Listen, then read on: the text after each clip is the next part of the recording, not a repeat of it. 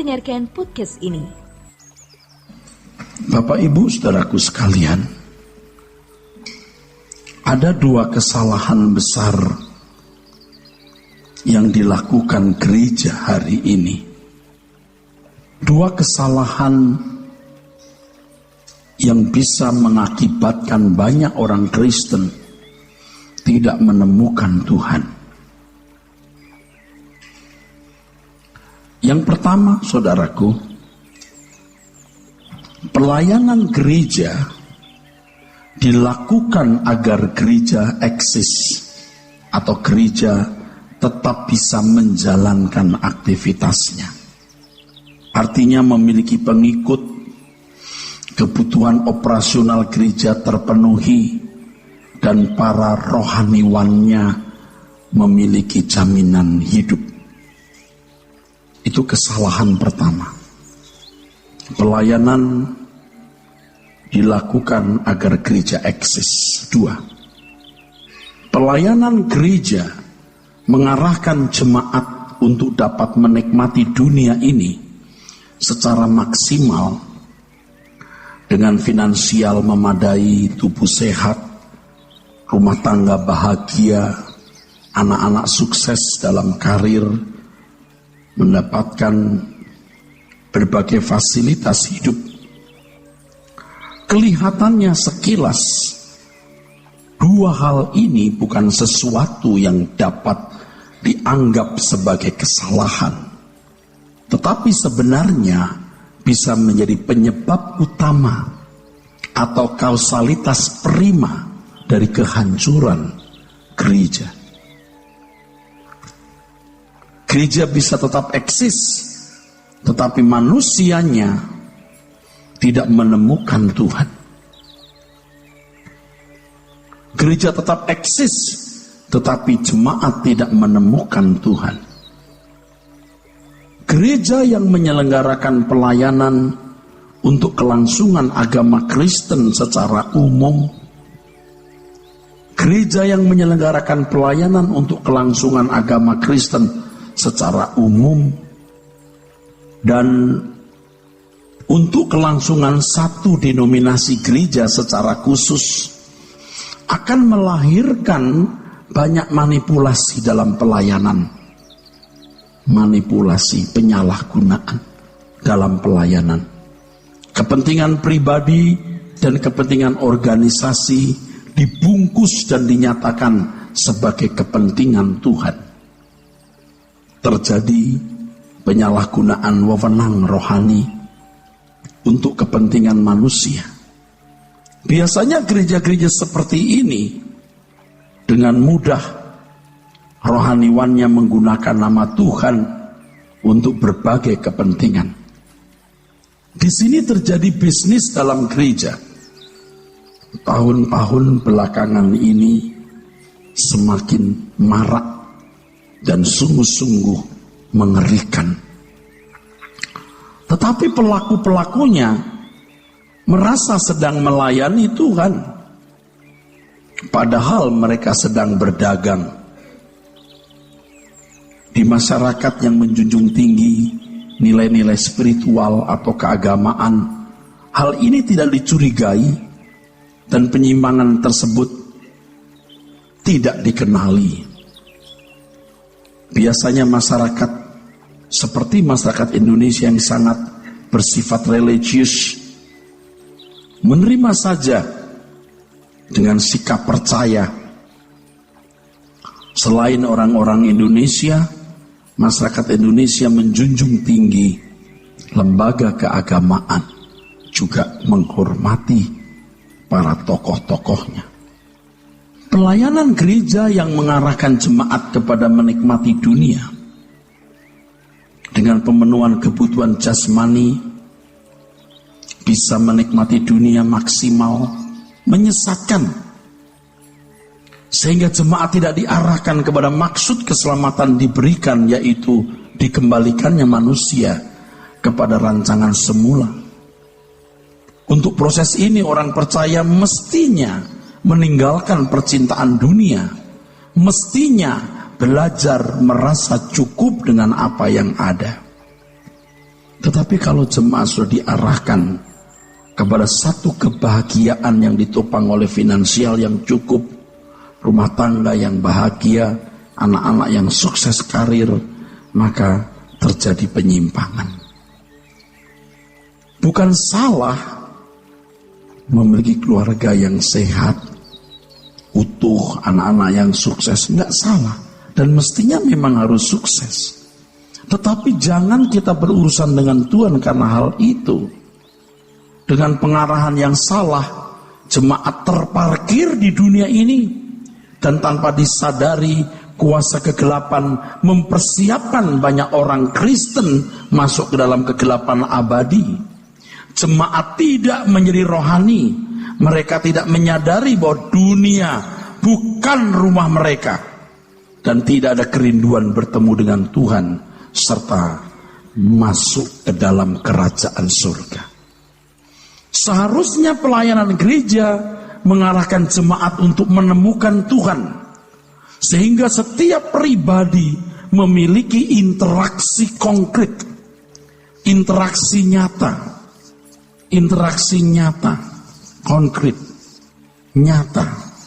Tapi kalau gereja menyelenggarakan pelayanan hanya karena eksis, pasti sambungannya berkat jasmani, kemakmuran. Itu kemakmuran jasmani, pasti sambungannya. Dan ini bisa menjadi alat setan memarkir manusia, orang-orang Kristen di dalam dunia, dan menjadi mangsa kuasa kegelapan. Tuhan tidak boleh hanya menjadi wacana, tidak boleh hanya menjadi bahan percakapan dalam pendalaman Alkitab dan isi khotbah pendeta. Tetapi jemaat harus bergumul untuk sungguh-sungguh memiliki interaksi konkret, mengalami Tuhan. Menemukan Tuhan dan mengalami Tuhan harus merupakan pengalaman real masing-masing individu. Harus. Jadi kalau kita tidak merasa sungguh-sungguh telah menemukan dan mengalami Tuhan, kita harus berusaha, saudara-saudara, berusaha sungguh-sungguh, saudara, untuk menemukan Tuhan dan mengalaminya. Ciri dari orang yang menemukan Tuhan, saudara. Yang pertama, ada kegentaran atau takut yang proporsional terhadap Tuhan, sehingga hal ini akan menolong kita hidup suci, menolong kita hidup benar. 2, menemukan Tuhan dan mengalami Tuhan akan membuat seseorang mengasihi Tuhan secara nyata, konkret, bukan hanya dengan perkataan, dan memiliki pembelaan terhadap Tuhan tanpa batas. Kalau saudara masih membatasi pembelaan saudara, saudara belum menemukan Dia. 3, orang yang menemukan Tuhan dan mengalami Tuhan, orang yang kokoh dalam menghadapi segala keadaan. Mau jatuh dari pesawat, mau ada huru-hara, apapun, kokoh. Ia mengalami Tuhan dan menemukan Dia. 4, orang yang sungguh-sungguh telah menemukan Tuhan dan mengalami Tuhan, pasti berkerinduan bertemu dengan Tuhan dan merindukan kerajaannya. Jadi kalau 4 ciri ini belum ada dalam hidup saudara, usahakan untuk menemukan Tuhan. Tanyalah sana, tanyalah sini. Bacalah buku, dengarkan yang patut sudah dengar untuk bisa menemukan Tuhan. Bapak Ibu saudaraku, saya sudah melakukan kesalahan banyak di masa-masa lalu saya. Juga di dalam pelayanan. 2 hal yang tadi saya kemukakan bisa menjadi satu penyebab utama atau kausalitas prima dari kehancuran orang-orang Kristen. Sekarang kita mau berjalan di track yang benar. Sekarang kita mau berjalan di dalam kebenaran. Dan saya mengajak saudara-saudara semua juga proaktif untuk menjadi orang-orang yang bisa menemukan dan mengalami Tuhan. Jangan hanya menjadi orang Kristen yang datang ke gereja seminggu sekali, tapi berjuanglah memaksimalkan semua potensi untuk sungguh-sungguh bisa menemukan dan mengalami Tuhan. Bapak Ibu saudaraku sekalian, untuk memiliki pengetahuan tentang Tuhan, medianya banyak sekali dan tidak sulit diperoleh. Melalui buku atau literatur, CD khotbah hari Minggu, pendalaman Alkitab, YouTube, televisi, radio, banyak. Tidak sulit memperolehnya, saudara. Untuk memiliki pengetahuan mengenai Tuhan, banyak medianya dan tidak sulit. Tetapi untuk menemukan Tuhan pribadi, sangat sulit. Dan medianya jauh lebih berlimpah dari pengetahuan tentang Tuhan. Tetapi sekali lagi lebih sulit. Ironinya banyak orang yang memiliki pengetahuan tentang Tuhan merasa sudah menemukan Tuhan. Seakan-akan mereka mau berbicara kepada orang lain, kalau itu pendeta, bahwa mereka sudah menemukan Tuhan dan siap mengajarkannya kepada orang yang belum menemukan Tuhan. Dalam hal ini dikesankan bahwa pengetahuan teologi seseorang menentukan penemuannya, pengalamannya bertemu dengan Tuhan. Ini salah. Mungkin jemaat tidak punya pengetahuan yang banyak mengenai Tuhan setinggi ini. Tetapi dengan tulus tiap hari punya jam doa, dengan tulus dan cerdas memperhatikan setiap peristiwa yang terjadi, yang di dalamnya Tuhan mau mendidik dan menasihati dia, maka ia menemukan Tuhan segini. Tapi seorang teolog yang mungkin pengetahuan teologinya tinggi, tapi pengalamannya nol. Justru karena dia merasa sudah menemukan Tuhan, wah pengetahuannya banyak sekali. Tetapi dia tidak punya pengetahuan. Ini lihat para teolog-teolog itu begini. Dengan tulus jemaat yang tidak punya teologi ya, justru malah menemukan Tuhan. Ini bisa terjadi loh. Kalau yang bicara ini bukan pendeta, bukan teolog, Anda jangan percaya. Tapi kalau yang berbicara ini seorang pendeta dan teolog sekaligus yang sudah 35 tahun menjadi pendeta, pertimbangkan ini. Jemaat yang sedikit pengetahuannya mengenai Tuhan merasa bahwa mereka belum menemukan Tuhan dan lalu berpikir sangat sulit menemukan Tuhan. Ini bodoh. Akhirnya punya mental block karena dikesankan bahwa yang berteologi tinggilah yang bisa menemukan Tuhan. Nanti dulu saudaraku, perhatikan ini. Setiap kita harus memiliki kesaksian dalam batin bahwa Allah itu hidup, Allah itu nyata dalam kehidupan. Kalau seseorang berhasil mempercayai Tuhan, bahkan memiliki pengalaman keajaiban dalam hidupnya mengenai mujizat, entah pernah disembuhkan, ditolong Tuhan dari masalah, bukan berarti dia sudah menemukan Tuhan secara proporsional loh. Kesaksian dalam batinnya bahwa Allah itu hidup, itu belumlah secara proporsional. Lalu bagaimana Pak yang proporsional? Ikuti terus khotbah ini. Menemukan Tuhan artinya mengalami Tuhan melalui pengalaman hidup yang menjuruskan seseorang menjadi sempurna seperti Allah sendiri. Menemukan Tuhan berarti mengalami Tuhan melalui pengalaman hidup yang menjuruskan seseorang menjadi sempurna seperti Allah sendiri. Saya ulangi, menemukan Tuhan berarti mengalami Tuhan melalui pengalaman hidup yang menjuruskan seseorang menjadi sempurna seperti Allah sendiri. Semua pengalaman dengan Tuhan yang tidak mengubah seseorang menjadi seperti Allah patut dilakukan. Tuhan tampil dalam kehidupan seseorang, Tuhan menyatakan diri dalam hidup seseorang, bukan untuk membesarkan atau memuliakan orang tersebut. Tuhan bukanlah Tuhan yang suka show, agar melalui pertunjukan mujizatnya namanya disanjung tinggi, dan orang yang mengalami atau menjadi sarana boleh membanggakan diri.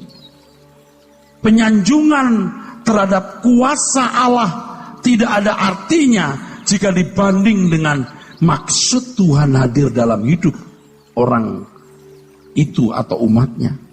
Dia hadir menjadi guru yang mengajar.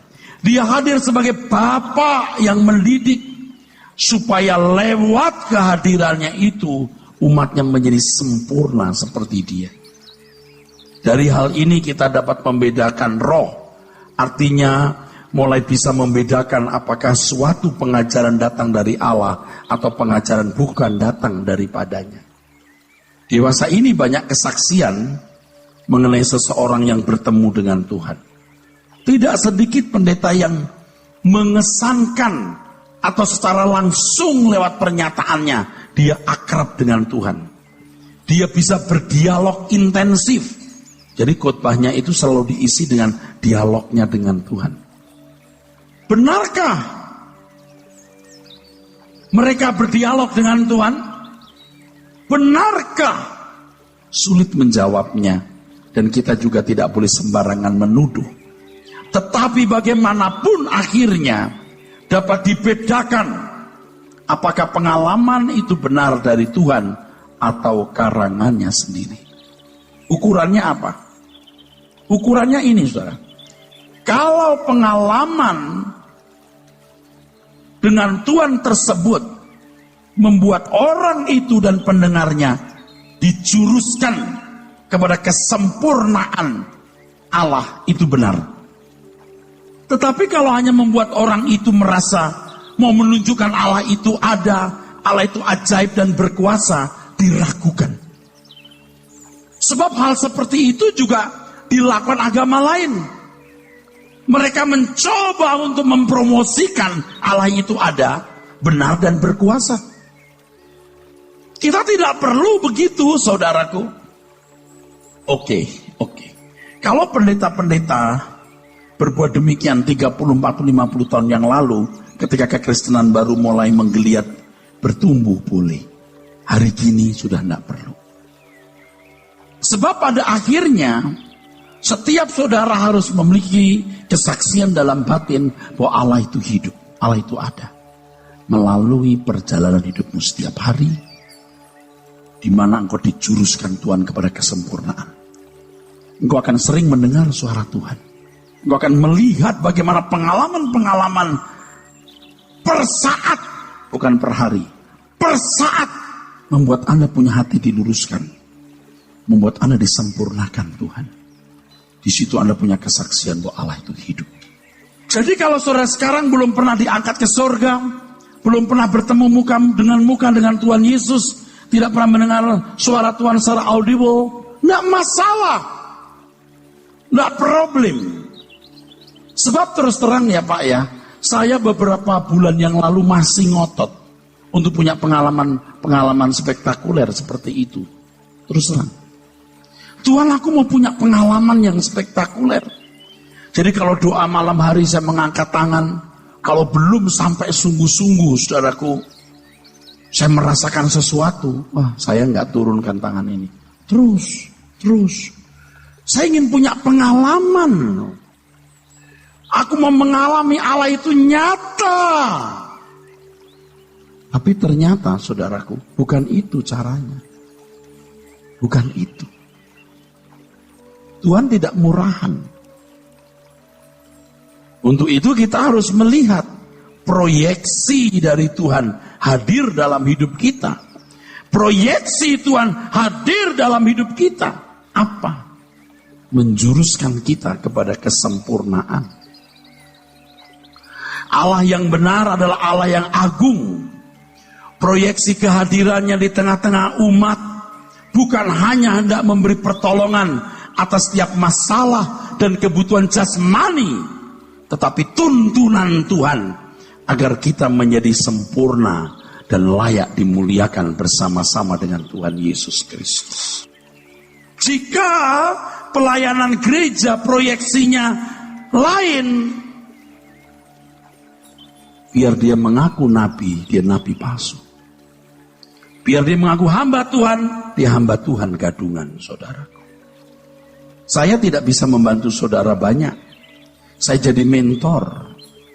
Sekian persen, 1%, 0,5%. Selanjutnya setiap pribadi harus ketemu Tuhan.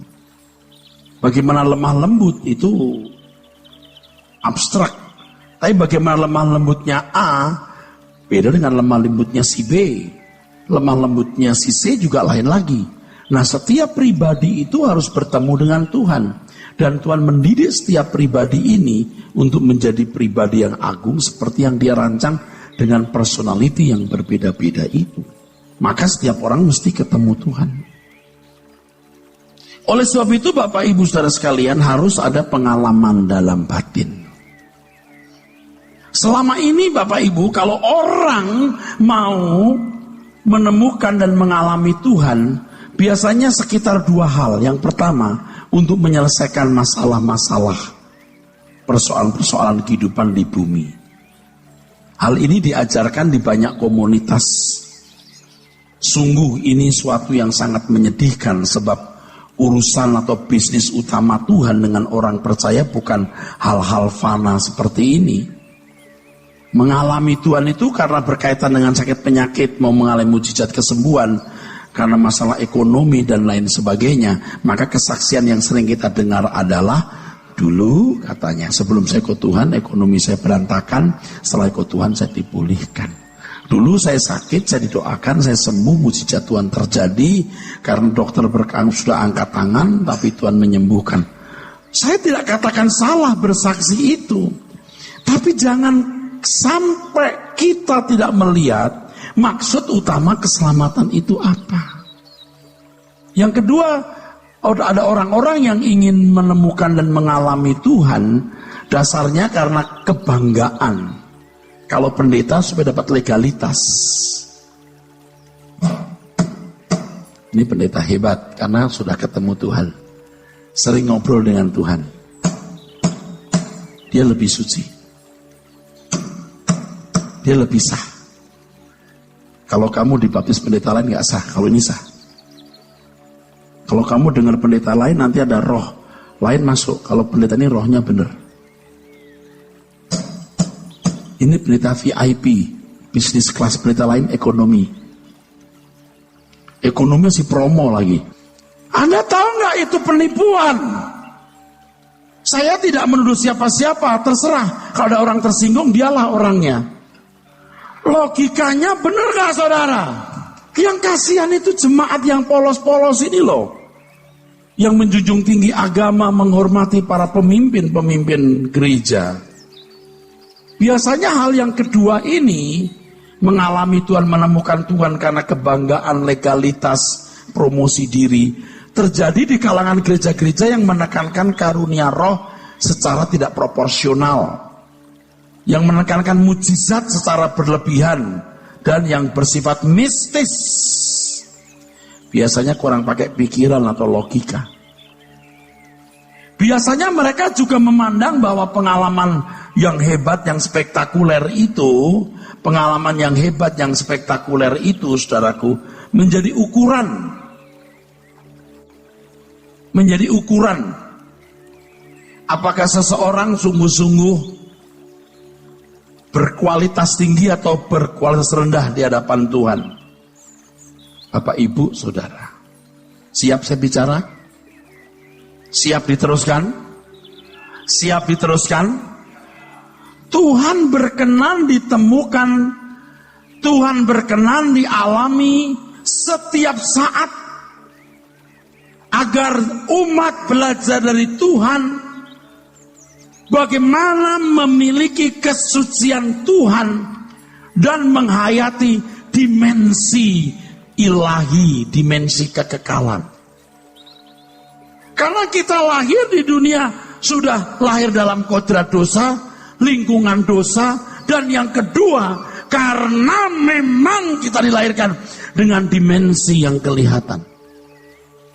Makanya bersentuhan dengan Tuhan secara pribadi itu menggiring seseorang yang pertama kepada kesucian Tuhan,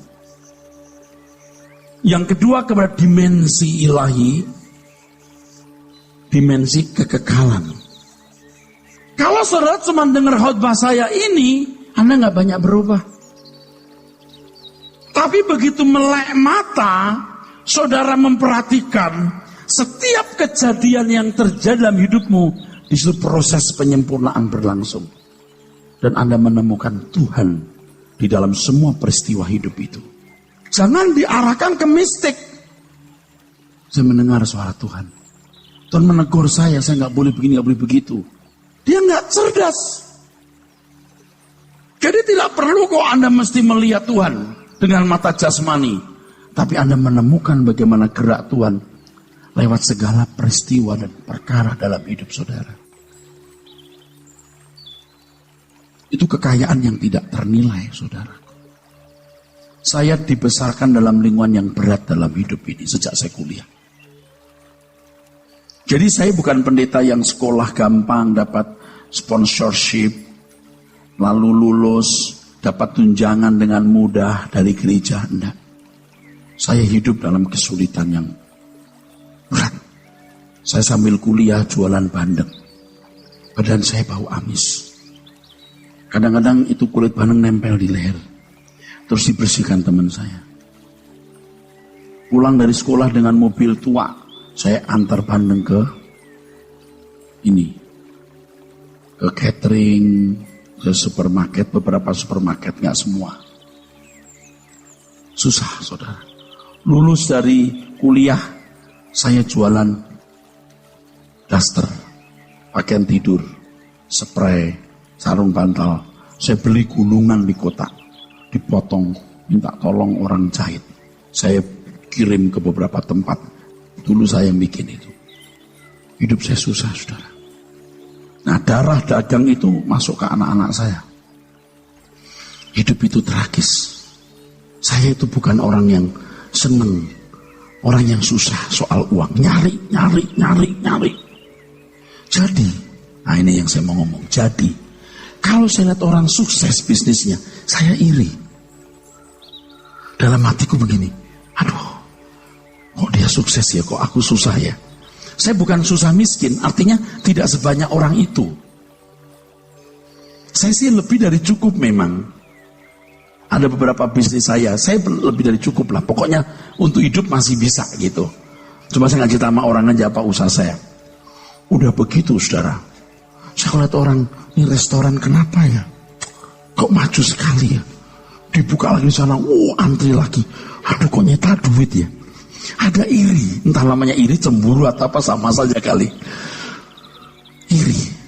Itu ya namanya orang kalau cari uang susah bisa ngerasain itu. Saya kira kalau orang tidak pernah merasakan susahnya cari uang, nggak mikir begitu. Karena kita tahu bagaimana kita berkompetisi di marketplace. Jadi tahu susahnya cari uang itu, saudara. Ada satu yang menghibur saya, saudara. Oke, aku tidak sukses dalam hal ini. Tapi tiap hari ada rezeki yang tidak bisa dibeli lagi nanti. Setiap peristiwa hidup yang membuat hatiku bengkok jadi lurus.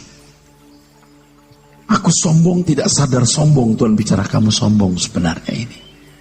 Kau masih punya kepahitan ini. Terus, itu kekayaan yang tidak ternilai. Tuhan berkata rezekiku melakukan kehendak Bapa. Itu di sini, saudara. Jadi begitu Anda melek mata, Tuhan itu sediakan semua paket berkatnya itu untuk meluruskan kita menjadi orang yang berkodrat ilahi. Kau punya rezeki yang tidak akan pernah lepas dari hidupku. Kau boleh kaya raya dengan sukses bisnismu, semua akan lenyap. Saat ku pulang menghadap Bapa, hanya Engkau yang ku miliki.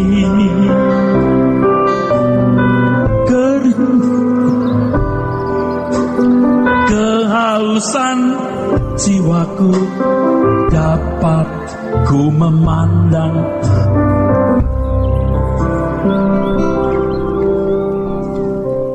Setiap hari itu ada berkat yang tidak ternilai. Temukan Tuhan dan alami Tuhan di situ, Bapak Ibu. Terus setiap hari, minggu, bulan, tahun, terus setiap peristiwa itu kaya dengan berkat. Dulu kita nggak tahu kalau itu sombong. Oh, ternyata sombong, nggak mau ngalahnya, keras kepalanya. Nafsu-nafsu rendah kita dibunuh lewat semua peristiwa-peristiwa hidup yang terjadi itu, saudara. Ya, sampai akhirnya kita tambah dewasa. Ya, saudaraku, sempurna, saudaraku. Terus 30, 40, 50, 60, 65, 70, makin tinggi. Saya tidak bisa bantu banyak. Pendeta tidak bisa buat apa-apa. Sedikit perannya. Tetapi hidup saudara setiap hari itu penting.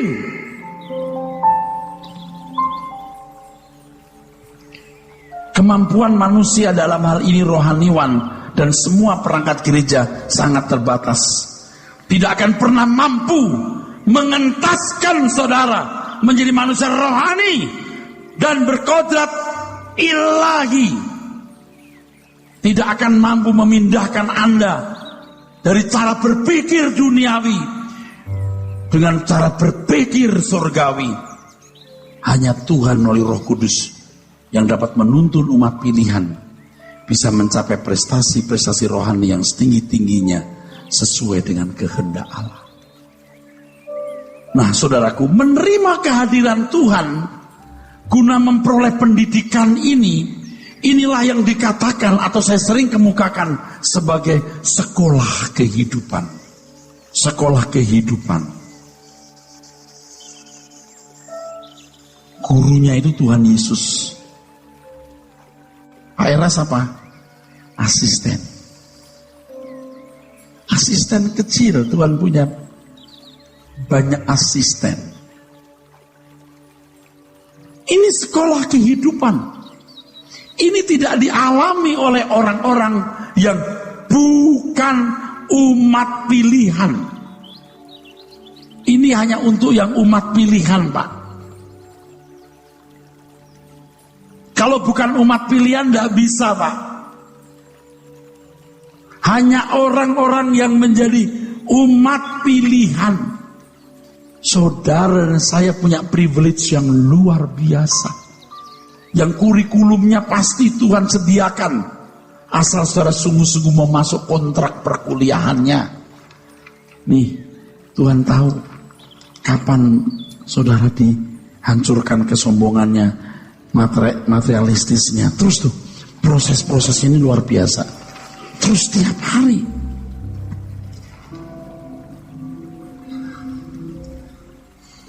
Sekolah kehidupan ini tidak bisa berlangsung tanpa salib. Salib. Di dalam salib ini ada penebusan. Setelah ditebus jadikan semua bangsa muridku. Di dalam salib ini ada karunia Roh Kudus yang menuntun kita kepada segala kebenaran. Tapi gereja-gereja tertentu kalau bicara Roh Kudus bahasa roh, penglihatan. Kacau. Tidak meletakkan secara proporsional. Roh Kudus menuntun kita kepada segala kebenaran. Itu Tuhan yang bicara. Memang kuasa itu akan menyertai kamu. Tapi ingat, fungsi Roh Kudus utama adalah menuntun kita kepada segala kebenaran. Dalam pelayanan baru Tuhan memberikan kita karunia. Lalu Injil. Tetapi yang saya bicarakan hari ini penggarapan Allah. Penggarapan Tuhan. Roma pasal berapa? 8 ayat 28. Allah bekerja dalam segala hal mendatangkan kebaikan. Ini Bapak Ibu. Ini yang sekarang saya sedang bicara. Kalau Tuhan tidak membayar harga salib ini, tidak pernah ada proses itu. Tidak pernah ada. Nah, jangan berpikir kalau Tuhan Yesus sudah membayar di kayu salib, otomatis kita jadi sarjana. Nah, itu baru uang pangkal. Dia bayar untuk menyediakan fasilitas proses sekolah kehidupan. Jadi kita nggak usah bayar uang pangkal, bayar juga. Saya mau sekolah kehidupan, mengalami Tuhan, mau menemukan Tuhan, lewat pengalaman hidup setiap hari, ada uang pangkalnya. Saya kasih tahu harganya. Siap? Udah terlanjur di sini, pasti bilang siap. Harganya ini. Salib juga. Salibkan dagingmu. Salibkan matamu. Salibkan duniawimu. Ini hanya bisa berlangsung dengan baik untuk orang-orang yang meninggalkan segala sesuatu. Lukas 14:33 kita baca. Lukas 14:33. Kalau Bapak Ibu sudah masuk proses atau mau masuk proses ini, Bapak Ibu tidak boleh mengharapkan lagi dunia bisa membahagiakan. Anda tidak boleh lagi berpikir bahwa dunia ini adalah satu-satunya dunia yang Anda nikmati. Ini dunia hanya untuk persiapan menghadapi kekekalan. Hidup yang sesungguhnya itu nanti, bukan hari ini. Ini hanya persiapan. Kalau anak muda, khususnya yang kelas kuliah, tidak mikir bahwa kuliah itu mengembangkan diri di masa muda, itu penting untuk hari esoknya. Lihat, kuliahnya sembarangan, malah narkoba. Dia bunuh diri. Dia bunuh diri. Sama dengan banyak orang Kristen hari ini, yang memandang seakan-akan hidup hanya di dunia hari ini. Kamu binasa nanti di kekekalan. Ngerti gak saya ngomong apa ini? Tapi irama hidup kita sudah terlanjur salah. Orang ke gereja pun cuma mau urusan supaya sakit sembuh, diberkati Tuhan. Padahal saudara kalau bertanggung jawab, hidup kerja keras, jaga pola makan hidup yang baik, hidup benar, Anda gak usah minta doa pendeta, diberkati. Orang kafir saja tanpa Tuhan juga bisa limpah secara materi kok, asal mereka tanggung jawab. Apalagi saudara. Jangan mau dibohongin lagi. Saudaraku, percaya kuasa Tuhan, mujizat masih ada. Ya iyalah, begitu diajarin, mujizat masih ada. Emangnya anak kecil apa? Iya, mujizat masih ada. Setan juga bisa bikin mujizat, bro. Saudara mengerti yang saya katakan? Jangan berpikir negatif ya. Pak pendeta Erastus kalau khotbah nyerang gereja lain, nyerang-nyerang doang. Bukan nyerang, nunjukin salahnya. Kalau merasa diserang, ya silakan. Tapi kalau mau berterima kasih, kalau ditunjukin salahnya, berubahlah. Ya, Erastus ngomong gitu karena nggak punya kuasa aja. Emang nggak punya, yang punya Tuhan. Nggak berani percaya saja. Saya nggak berani percaya. Untuk apa percaya untuk hal yang Tuhan tidak kehendaki? Nggak mau, nggak berani saya percaya. Saya lebih mau masuk dalam pergumulan bagaimana setiap saat aku diproses Tuhan untuk dewasa dan menjadi sempurna. Ini mahal nih uang mukanya. Loh iya, saudara mesti berani. Jangan sibuk lagi dengan masalah ecek-ecek ya. Anda kelas bangsawan surgawi loh. Lukas 14:33 kita baca. Demikian pula lah tiap-tiap orang di antara kamu yang tidak melepaskan dirinya dari segala miliknya tidak dapat menjadi muridku. Kamu tidak bisa kudidik kalau utakmu masih dunia. Kalau orang berharap dunia ini bisa membahagiakan, kalau berpikir dunia satu-satunya kesempatan hidup, nggak bisa diubah. Dia harus berpikir dunia ini hanya persiapan untuk kekekalan. Amin. Dia harus berani berpikir dunia tidak bisa membahagiakan. Tapi bisa tuh Pak. Bisa apa? Kecuali saudara memang sudah rusak pikiranmu. Oleh sebab itu kita harus belajar. Saya anggap saudara sudah meninggalkan kesenangan dunia ya. Sebenarnya ya, jujur bicara ya, saya sendiri juga sebenarnya lagi terbuka nih, dapat begini nih. Baru terbuka nih. Dulu saya pikir nih, saya mesti mengalami Tuhan bagaimana gitu, yang mistik gitu. Sekarang enggak. Dan saya bisa berubah ini bersyukur. Misalnya sekarang begini, ini saya anggap saudara sudah fokus. Aku hidup hanya untuk mempersiapkan kekekalan saja. Dunia tidak bisa membahagiakanku. Kalau duitku tambah banyak, bukan untuk rumahku tambah bagus. Kalau duitku tambah banyak, bukan mobilku tambah mewah. Aku makin efektif mau dipakai Tuhan. Tapi yang begini jarang. Rata-rata tidak. Rata-rata orang itu membangun kerajaan sendiri. Tapi nggak apa-apa, saya ngomong terus. Yang mau rontok-rontok, yang nggak rontok terserah. Saya anggap saudara sudah meninggalkan kesenangan dunia. Saya anggap hidup ini hanya persiapan untuk kekekalan. Saya anggap saudara sudah berpikir dunia tidak membahagiakan. Lalu Tuhan mulai bidik. Apa sekarang? Apa kelemahannya? Tidak bisa mengasihi musuh. Misalnya tidak bisa mengasihi musuh. Ya, A. Butir A. Nanti B soal yang lain. Saudara pasti ketemu musuh. Pagi-pagi sudah kasih menu. Itu nutrisi jiwa. Begitu dapat musuh, ya, deh gua ampuni deh. Menang deh. Besok ketemu langsung lagi. Ini plus-plus begini nih. Ini lama-lama nih. Dia bentuknya bagus. Kalau kemarin berantakan masih. Tapi main musuhin. Wah, marah tambah marah. Ini bentuk Tuhan. Kalau main terus dimusuhin, membalas, memusuhin. Akhirnya jadi bentuk begini. Mestinya bentuknya begini, jadi bentuk begini. Matanya merah. Anda bisa ngerti? Halo? Halo, saudara mengerti. Kalau saudara memikirnya cuma bagaimana punya tas bagus, gimana jalan-jalan, bagaimana begini, itu begitu. Itu pas. Masalah muncul pas. Tuhan kasih pelajaran pas. Anda nggak pernah jadi orang Kristen yang benar, lewat terus. Karena pikirannya tidak ke situ. Dan terus terang banyak orang telah menyanyiakan keselamatannya. Ini begini saudara. Kan kadang-kadang begini saudaraku, kita sudah mulai nggak mau makan yang banyak atau yang buruk. Udah kita menyangkal diri, jangan.